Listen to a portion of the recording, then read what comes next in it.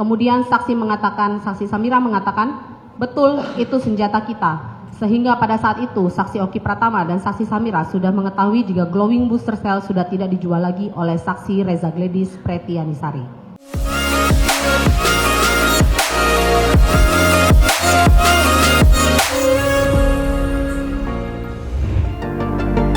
Kasus dugaan pemerasan dan TPPU yang menjerat artis Nikita Mirzani telah memasuki tahap sidang tuntutan. Selama proses persidangan, beragam fakta baru mulai terungkap, termasuk dugaan keterlibatan Dr. Oki dan Doktif yang namanya kerap muncul dalam berkas perkara. Dalam sidang pekan lalu, jaksa penuntut umum memaparkan isi percakapan antara Dr. Oki dan Doktif yang membahas salah satu produk milik Reza Gladys. Dalam chat tersebut, Dr. Oki dikatakan meminta Doktif untuk mereview produk Reza dan mengaku telah mengirim produk itu ke apartemen Doktif.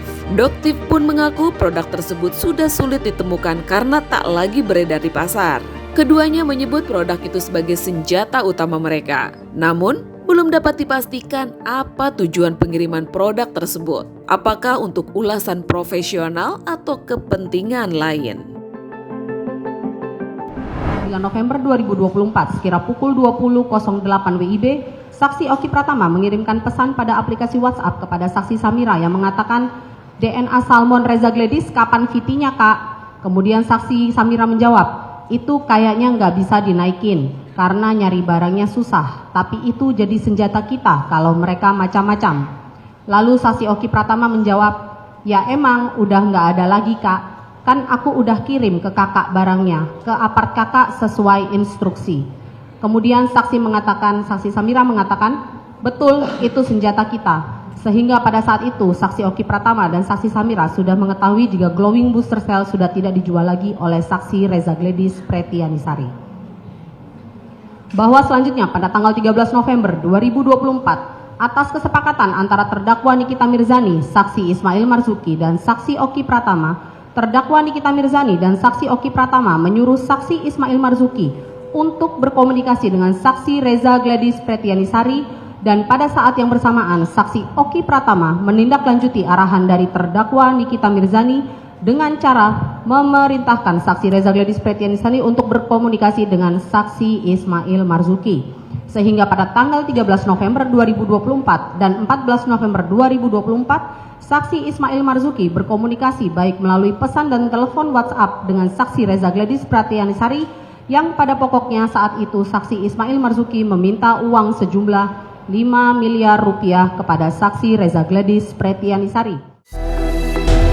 Dr. Oki dan Doktif sendiri telah diperiksa sebagai saksi dalam perkara ini. Meski kerap disebut dalam berkas BAP, keduanya belum dapat dijerat hukum karena tidak terbukti menerima aliran dana dari pelapor Reza Gladys. Justru dalam sidang terungkap bahwa Dr. Oki diduga memfasilitasi komunikasi antara Dr. Reza dan asisten Nikita Mirzani yang berujung pada transfer dana sejumlah 4 miliar rupiah.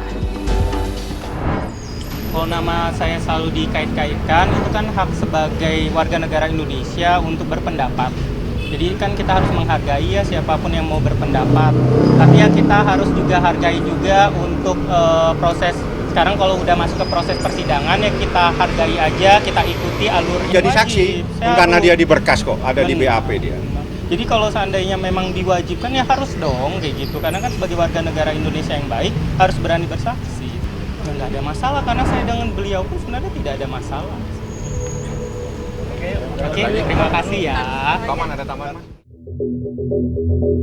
Hingga kini, kasus ini masih berlanjut dan belum ada putusan pengadilan. Lantas, benarkah Dr. Oki menjadi sosok yang bermain di balik kasus skincare yang berujung penjara ini? Atau hanya terlibat secara tak sengaja dalam rangkaian komunikasi yang rumit? Pada akhirnya, waktu dan persidangan yang akan menjawabnya.